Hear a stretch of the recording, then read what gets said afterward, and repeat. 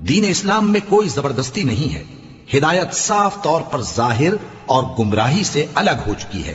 تو جو شخص بتوں سے اعتقاد نہ رکھے اور اللہ پر ایمان لائے، اس نے ایسی مضبوط رسی ہاتھ میں پکڑ لی ہے جو کبھی ٹوٹنے والی نہیں، اور اللہ سب کچھ سنتا ہے، سب کچھ جانتا ہے۔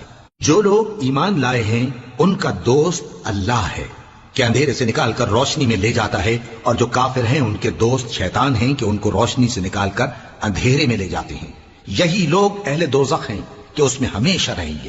بھلا تم نے اس شخص کو نہیں دیکھا جو اس غرور کے سبب سے کہ اللہ نے اس کو سلطنت بخشی تھی، ابراہیم سے اپنے پروردگار کے بارے میں جھگڑنے لگا؟ جب ابراہیم نے کہا میرا پروردگار تو وہ ہے جو زندگی دیتا ہے اور موت دیتا ہے، وہ بولا کہ زندگی اور موت تو میں بھی دے سکتا ہوں۔